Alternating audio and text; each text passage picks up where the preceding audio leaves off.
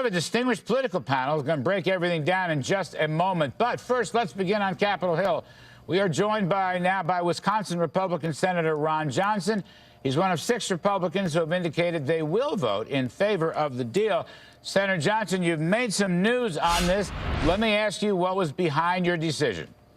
Hello, Larry. Well, first of all, I'm as unhappy as anybody that we're going to bust those Budget Control Act spending caps. I don't like that at all. But at the same time, I'm looking economically. The worst thing for our economy is really going to be threatening some more government shutdowns. We need to bring certainty to our economy. That's really, from my standpoint, really what Paul Ryan was charged with, is prevent government shutdowns. We're going to be doing that with this agreement through fiscal year 2015. I think that's a good thing. And so I just want to get out and announce the fact that I'm willing to support what the deal that Paul brokered with Patty Murray. Don't particularly like it, but I think this is probably the best thing to just get this behind us and let's move on and let's strengthen our economy and start creating jobs. Senator Johnson, I hate labels just about as much as you hate labels, but you are regarded, at least in some circles, as a Tea Party senator, and this would make you the first Tea Party senator come out in favor of this bill. Have you had any feedback, negative feedback from those backers? Oh, a little bit, but Larry, we're talking about the financial markets. If we threaten shutdowns and we roil the financial markets, just a little quarter percent interest increase would add $44 billion, which is really the first year additional spending in this agreement, $44 billion to our interest expense. So again, we've got to grow our economy. Another good little factoid is even with meager economic growth from 2009 to fiscal 2013 now, we've added $669 billion of revenue through meager economic growth. So let's not do anything to harm economic growth. Let's get the economy going. The federal government does enough to harm our economy. We don't need to heap on additional harm by threatening shutdowns. So this agreement takes that off the table, and I think that's a good thing. Speaking of interest expense on the debt, there will be a debt limit vote. I don't know when, because the Treasury Department hasn't really said. May, June. Yeah, that's right. May, June. I think you're right, sir. Paul Ryan said over the weekend on one of the news shows that there will be some Republican demands, or they'll want something to go along with an increase in the debt ceiling. Can you think of what that something might be? Well, I can tell you what I'd like to see. And let's face it, Larry, anytime the president comes to Congress asking for an increase in the debt burden on our kids and grandkids, we should install some kind of fiscal discipline. Right now, as we're seeing the disaster that the health care law is on, to people's lives, to the health care system, I'd like to attach something that actually preserves freedom and choice in a health care system to that debt limit increase. That's what I'd like to see.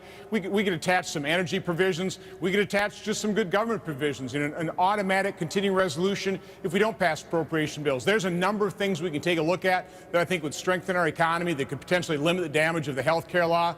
So I'm hoping we're looking at that in a very strategic way. And, we're probably going to have to ask for something modest, but something that the American people would support. And I think that's only reasonable if we're going to increase the debt burden on our kids and grandkids. I heard there was some discussion between Senator Murray and Budget Chairman Paul Ryan about tax reform, particularly corporate tax reform. Now, is that too far-fetched to be attached to a debt limit increase? No, again, there are a number of things we possibly could do. Corporate tax reform, any kind of tax reform that is pro-growth would certainly be something that I'd like to see attached to the debt ceiling. Let's see if, we've got Max Baucus is in favor of it, Dave Camp is, so there's some bipartisan efforts to do tax reform. So, maybe this can be the start of something good where we start working together for the American people to create economic growth and start creating a far more robust job situation. Just one last one, Senator. You're going to come back and stay with us. You're being very gracious with your time this evening, and I personally appreciate it very much. Do you have any concerns that your Tea Party backers will rebel or revolt against you? I mean, you've got a lot of Tea Party senators, and again, I hate these labels because it's more complicated than that, but you've got Marco Rubio, and you've got Rand Paul, and you've got others that will not agree with you on the votes tomorrow, I reckon. Maybe I'll be wrong. You got any danger, any political dangers for you? Well, Larry, one promise I made during my campaign is I'll never vote with my reelection in mind. I'll vote what I think is in the best interest of America and Wisconsin. I think that's what I'm doing here. From my standpoint, we need to do everything possible to remain unified as fiscal conservatives, as moderate Republicans, as social conservatives, because if we're unified, we have a chance of saving this nation financially and culturally. If we're divided, we lose and America loses. So I'm just hoping everybody in our coalition, it's got to be a broad spectrum coalition. We need more people supporting us, not less. Purity is not possible. We've got to actually recognize that our 80% friend is our friend. Yep. Actually, that's a great point to close on. This is, in effect, this was a 70% deal regarding the sequester. And I worked for a guy years ago named Ronald Reagan who always said, give me a half a loaf now, and I'll get the other half of the loaf later. So there's some of that, too. And Ryan was a protege of Jack Kemp and Ronald Reagan. Anyway, Senator Johnson, please stay with us. Sure. Because coming up, we've got our ace political. Will Paul Ryan's budget deal save the GOP from itself? That's the title of a column I just wrote. My answer is yes. Not everyone in the world agrees. Here now is former Democratic congressional budget aide Stan Collender. And we also welcome back Dan Holler with the Heritage Action for America. Senator Ron Johnson, being very kind and gracious with his time, is back with us. Dan, let me go to you. I know you're not a happy camper. I myself, I just want to say this is like true confession. If the votes were there, I would be in your camp, okay? I want 100% sequester. I want 110% sequester. But I spoke to Paul Ryan over a week ago. He said the votes were never there, so we got 70% sequester. Is 70% of the loaf good enough for you? No, I don't accept the premise that there are not the Republican votes in the House to maintain current spending levels. I think that if we, I include you in this, Larry, came out and along with Senator Johnson said our goal is to protect the sequester, that's exactly what we're going to do. We are not going to give in to the Democrats' threats to shut down the government by increasing spending. We're not going to do it. I am pretty sure we could have avoided this spending increase and maintained the leverage of the sequester that may very well get us those real entitlement reforms down the line. Well, okay, look, I agree with every one of those policy objectives. Let me just add one thing before I get to Stan Collender. The issue here, okay, I may be wrong, but the votes weren't there to get a clean bill that would have kept the sequester 100% in place. Having said that, Dan, having said that, I'm arguing, and it's a political argument, I acknowledge this, that Ryan's deal will avoid a shutdown. And that means the Republicans will not distract themselves or the country over a shutdown and will stay focused on Obamacare, which is the real ticket to regaining the Senate come November. Your thought on that scenario? Well, look, Larry, I do not think that the government would have shut down had the Republican Party insisted on the current spending levels that Republicans and Democrats alike voted for back in 2011. I think this is a fight we could have won. No Democrat, President Obama, Harry Reid, Nancy Pelosi, none of them are going to go to the American people and say, those darn Republicans don't want to increase federal spending, and that's why we have a government shutdown. That won't fly. We didn't have to cave on this, but we did. Stan Collender, let me bring you in. And there's a political dimension to this, and there's a fiscal dimension to this. My hunch is you're not too much in agreement with either, but please tell us your view. Well, look, first of all, you're absolutely right. This was a political deal. This was more important to Congress than it was to the country as a whole because, as you suggested, it makes the possibility or the likelihood of a shutdown in January less likely. But, Larry, it doesn't eliminate it completely. Don't forget, they still have to pass individual appropriations bills to prevent the shutdown or an omnibus bill. And it's not clear that's going to be as easy as we think it's going to be in either house, especially as you get into an election year. That's number one. Number two, from a fiscal policy point of view, this does nothing. $23 billion in net deficit reductions over 10 years when the country is going to spend somewhere between $40 and $50 trillion on its budget, on the combined budgets over that period of time. I mean, there's nothing about reducing the deficit that's significant here in the slightest. It's barely a rounding error. And every time I hear John Boehner say this is a deficit reduction deal and that's why you should vote for it, you realize how much he's stretching to make people, think positively about it. Well, you are. You make a lot of good points there. I'm not sure Paul Ryan would even disagree with your points on the fiscal side. But, Senator Johnson, look, let me come back to you on this. Like Stan Collender, I want to see entitlement reform. My guess is you want to see entitlement reform. Absolutely. And that's what you're talking about with the whole health care bill. But, Senator, don't you need at this point a Republican Senate and a Republican House to get that kind of entitlement reform? And maybe you really can't even do that unless you have all three houses, the presidency and the Senate and the House of Representatives? Yeah, Larry, the reality situation is President Obama is in the White House. Harry Reid is in firm control of the Senate. I was working at the White House trying to find agreement, looking at a large deal that actually starts solving these long-term problems. You know, they just simply aren't willing to agree to it. But here's an indication how far the sides are apart. The House budget, as passed over 10 years, would actually reduce spending by about $4 trillion.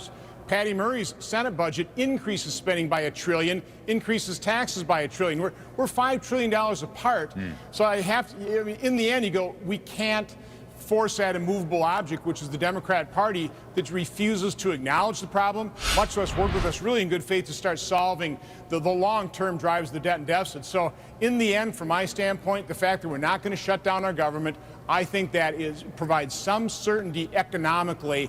And that's really what this is about. The number one component of the solution, truthfully, is economic growth. Let's not harm economic growth by having these shutdown fights, which I just disagree with Dan.